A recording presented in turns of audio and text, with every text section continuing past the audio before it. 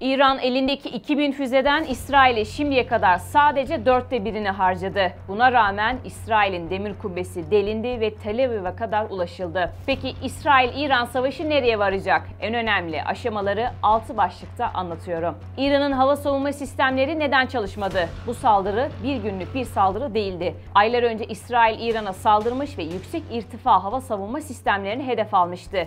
Bu kez orta ve düşük irtifa hava savunma sistemlerine odaklanıldı.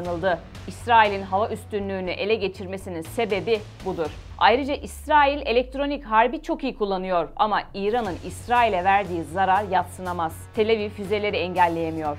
Bu anlamda demir kubbenin zaafı ortaya çıktı. ABD İran'ı neden engellemedi? ABD bir an önce Çin'e odaklanmak istiyor. İran'ın nükleer programı bölgeden çıkmasına engel. Washington önce müzakere masasında işi kurtarmaya çalıştı. Direnç görünce İsrail'i engellemedi. Savaşın ikinci aşamasında neler yaşanacak ve İran savaşı karaya çekemezse ne olur?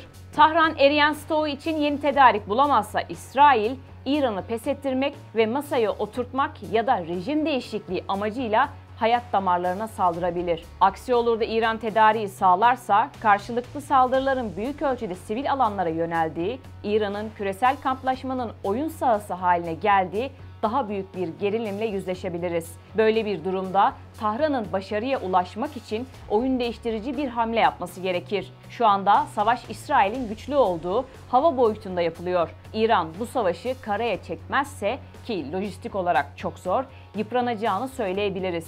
İran'ın nükleer kapasitesi bitirilebilir mi? Tahran'ın nükleer kapasitesini askeri tedbirler belki geciktirir ama bitiremez. Yer üstündeki hedefleri vurulabilir ama yer altına ulaşamazlar. Bu yüzden İsrail'in nihai hedefi yapabilirse rejim değişikliği, yapamazsa Tahran'ı masaya oturtmaktır. İran ve İsrail elinde kaç füze kaldı? İran hava sahası İsrail'in kontrolünde. Bu Tahran için ciddi bir tehlike. İsrail de İran'ın füzelerini durduramıyor. Ancak İran'ın füze stoğu sınırlı. Elinde 2000 füze olduğu, stoğun 1/4'ünü harcadığı söyleniyor. Bu yüzden krizin geleceğini iki unsur belirleyecek. 1. İran'ın elindeki stoğu Rusya veya Çin'den yeni tedariklerle güçlendirebilecek mi?